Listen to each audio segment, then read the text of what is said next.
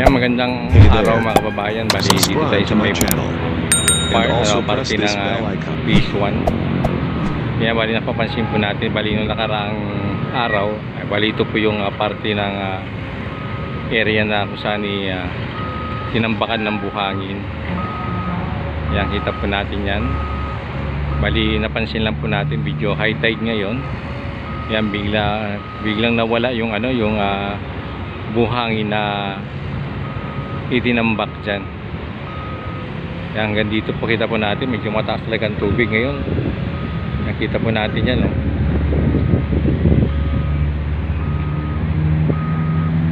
Yan, bali hanggang doon po yung tubig.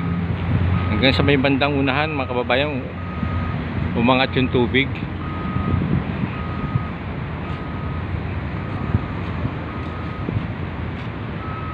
Yan po, kita po natin sa may part na ng Dolomite Sand, kita po natin umabot yung tubig doon. Yan, bali pansin po natin dito, yan po, ito po yung buhangin na nakatambak dito. Yan, bali kakalat po yan. Pero ito napansin natin, parang natabunan ng tubig itong itong nakikita natin na tinambakan ng buhangin.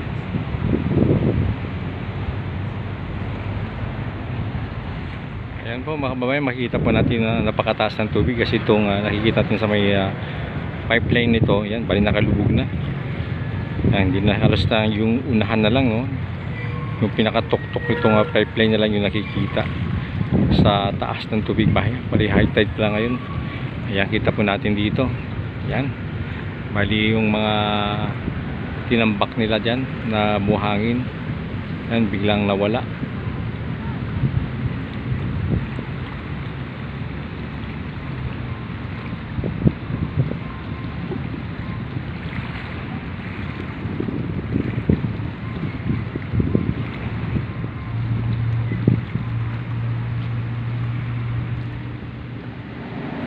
Yan po, dati mga bato nakalagay dyan mga kababayan. Bali tinanggal yung mga bato dyan.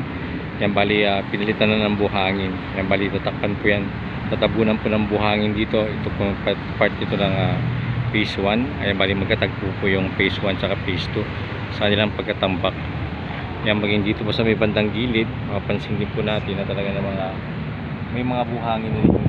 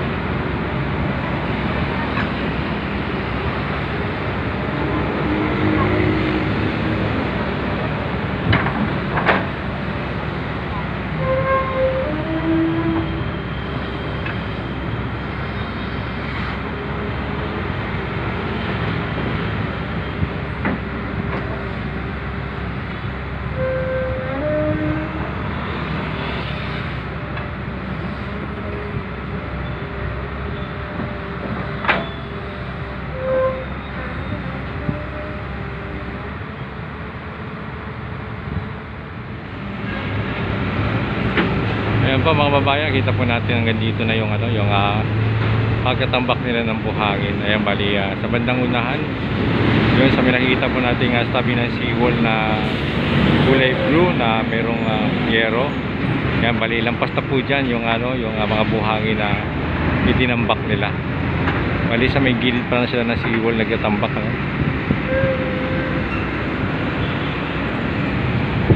Ayan, sa may bandang unahan doon mga kababayan, ito po ang barge na kulay itim. Ayan, bali nagkakaroon po ng dredging ngayon dyan. Ayan, bali kumukuwas na ng mga burak sa ilalim ng dagat. Pakita natin marin napakarami po palang burak tayong nakukuha sila ngayon dyan. Ayan, bali akala ko nga tapos na silang mag-dredging dyan, pero kita po natin napakarami pa rin nakukuha ang burak sa parte na yan. Kaya pala mga kababayan, hindi pa nilalatag, hindi pa tinatambakan yung parte dyan sa may bandang unahan ng buhangin dahil nga yun, hindi pa pala nalilin. May mga burak pa pala sa may parte na yan.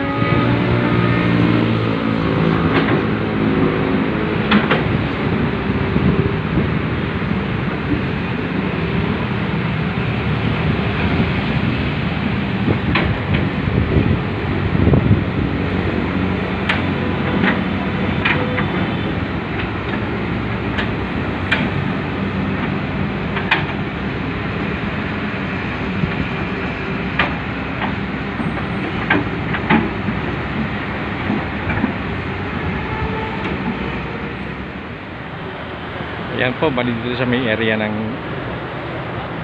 Phase 1. Yan, bali makikita po natin dito sa may bandang right side natin. Ito po yung ano, yung ginawa nilang kanal or drainage ba yan?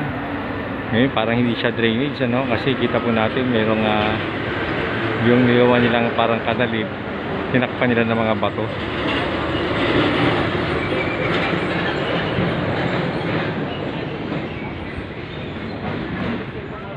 Yan po, kita po natin, no? May mga bato na silang nilagay dyan. Ayan, kita po hanggang unahan, puro bato pa yan. Bali, sa ngayon po, wala tayong alam kung para saan yung ginagawa nila na yan. Ayan po. Ayan po. Ayan, bali, sa ngayon, bali, antabay lang tayo. At para malaman natin kung update, tuloy-tuloy ang pag-update lang natin dito para malaman natin para kung saan po yan ang ginagawa nila na yan. Yan, bali po yung bato na nakuha nila dyan. Yan po yung bato na nakuha nila sa may side ng Phase 1 din, sa may part ng Paura, sa area ng Paura. Yan, sa may gilid ng seawall, bali tinanggal po nila yung mga bato roon at tinambakan nila ng buhangin, mga kababayan.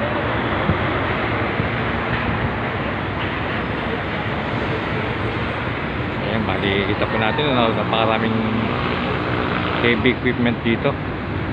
Yan, ito po yung mga ano,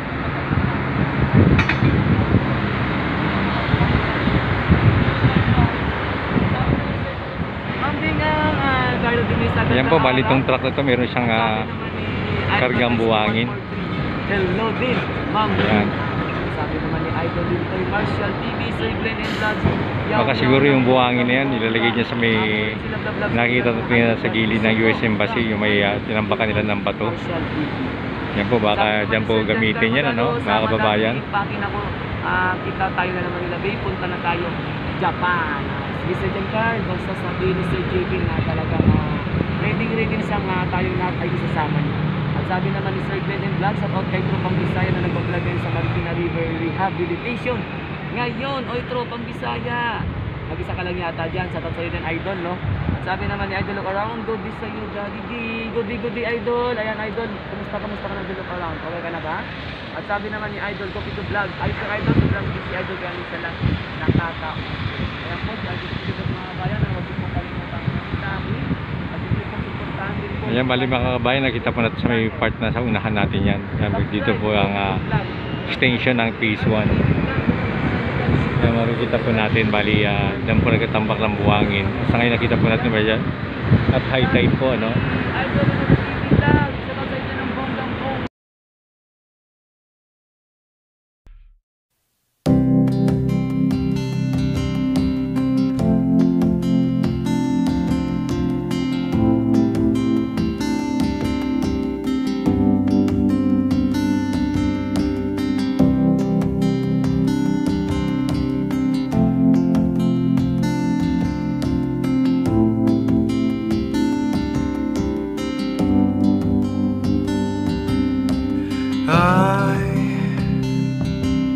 I've searched many years on end. There was none